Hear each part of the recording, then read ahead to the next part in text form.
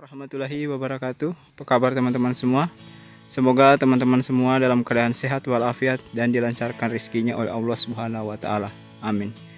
Oke, teman-teman, bagi teman-teman yang baru mampir atau baru singgah di channelnya Bang Asin ini yang membutuhkan informasi tentang sawit, silakan teman-teman kunjungi ya deskripsi yang ada di bawah video ini, dan silakan teman-teman lihat playlist yang sudah Bang Asdin tulis di deskripsi. Silakan teman-teman pilih mana yang sekiranya videonya Bang Asdin yang teman-teman membutuhkan informasi tentang sawit. Di channel ini semua lengkap ya teman-teman, tinggal teman-teman mau mencari yang mana.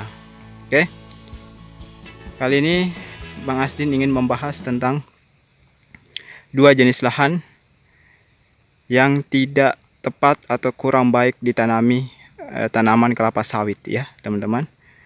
Kalau sebelumnya Bang Asdin memberitahukan tentang lahan terbaik, sekarang adalah kebalikannya, adalah lahan yang kurang bagus ditanami tanaman kelapa sawit ya. Jadi seperti di layar ini ya teman-teman. Jadi lahan yang kurang bagus yang pertama adalah lahan rawa ya, seperti ini ya teman-teman. Lahan yang kebanyakan digenangi oleh air, perbandingannya adalah 30 banding 70%. Jadi kalau kebanyakan digenangi oleh air sekitar 70%, kemudian teman-teman sudah membuat parit yang dalam seperti ini, tetapi hanya sedikit saja airnya berkurang, atau bahkan 1 bulan itu hanya sekitar 1 minggu bisa kering ya lahannya, itu lebih baik teman-teman tidak usah tanami kelapa sawit. Kenapa? Karena contohnya seperti di lahan ini ya teman-teman, ini hampir sebulan itu tidak pernah kering. Paling airnya surut sampai di mata kaki saja, tapi tidak pernah kering. Dan bisa teman-teman lihat pohonnya, pohon-pohon sawitnya itu sangat-sangat kerdil, kurus, kecil, pelepah kuning-kuning, pelepah kecil-kecil, pohon kecil-kecil, dan tidak ada buah. Dan kalaupun ada buahnya, kebanyakan buahnya seperti sawit jantan ya. Itu teman-teman bisa lihat sendiri ya. Jadi alangkah ruginya kalau teman-teman sudah menanam ya bibit yang bagus di lahan seperti ini, tapi lahannya tidak pernah kering, lahannya hanya berair terus 1 bulan, bahkan sampai berbulan-bulan hanya bisa surut sampai mata kaki ya, dan untuk kering sangat susah. Oke, jadi mudah-mudahan ini bisa teman-teman jadikan pelajaran. Kalau lahan gambut masih bisa teman-teman tanam dengan cara buat parit agak dalam di setiap kiri kanannya ya. Tapi teman-teman lihat juga apakah air yang tergenang di situ sekitar 60 banding 50%, itu masih bisa ditanami ya. Tapi kalau sudah 70 banding 20% atau 70 banding 30% kebanyakan digenangi air, lebih baik teman-teman tidak usah menanam kelapa sawit di situ ya, di lahan tersebut. Lebih bagusnya teman-teman buka kolam ikan ya. Ya, itu lebih menghasilkan. Oke, teman-teman, kita lanjut ke lahan yang kurang bagus yang kedua. Ini dia. Jadi lahan yang kedua ya teman-teman, yang tidak bisa ditanami sawit, yaitu adalah gunung batu ya. Jadi gunung batu, apalagi batu karang, itu tidak bisa ditanami kelapa sawit ya. Tapi kalau gunungnya kebanyakan tanahnya ya teman-teman, sekitar 70% tanah atau 60%, itu teman-teman bisa tanami kelapa sawit.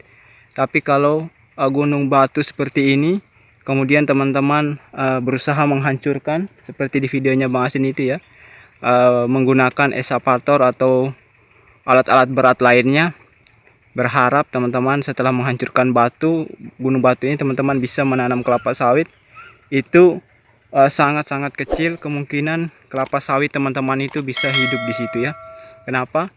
Karena dasarnya bukan tanah ya, tetapi kebanyakan batu.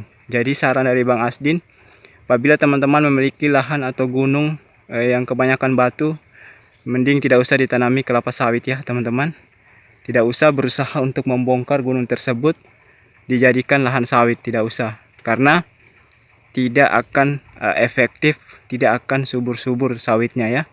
Bahkan sawitnya mungkin akan hanya hidup kerdil, tidak bisa berkembang ya. Ya, jadi bagi teman-teman yang mempunyai lahan, kecuali lahan tersebut banyak tanahnya ya teman-teman, atau sebagian batunya hanya satu-satu di dalam, ya bisa teman-teman tanami ya. Oke teman-teman, sampai di sini dulu video Bang Asdin kali ini tentang 2 lahan yang tidak bisa ditanami kelapa sawit ya. Kalaupun bisa akan memakan biaya yang cukup banyak, karena biaya pembongkarannya dan biaya pembuatan atau persiapan lahan tersebut akan memakan biaya yang sangat banyak ya. Jadi sampai sini dulu video ini, semoga bermanfaat. Dan bagi teman-teman yang ingin menanyakan tentang sawit, silahkan tulis di kolom komentar. Dan bagi teman-teman yang ingin mencari informasi sawit ya, apa saja yang penting tentang sawit, silakan mengunjungi deskripsi di bawah video ini. Silakan teman-teman lihat playlist yang sudah Bang Asdin siapkan.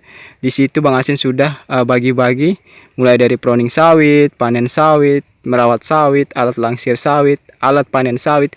Tinggal teman-teman pilih yang mana teman-teman butuhkan informasinya ya. Oke, jangan lupa bantu channelnya Bang Asdin ini ya teman-teman, dengan cara tekan tombol like-nya, dan yang paling penting tekan tombol subscribe-nya, dan jangan lupa tekan tombol loncengnya supaya teman-teman tidak ketinggalan berita atau video-video terbaru dari Bang Asdin apabila Bang Asdin mengupload video-video terbaru, supaya teman-teman bisa mengetahui terus video-video yang akan Bang Asdin upload setiap harinya. Oke, sampai sini dulu, wabillahi taufiq wa hidayah. Wassalamualaikum warahmatullahi wabarakatuh. Salam tandan berduri.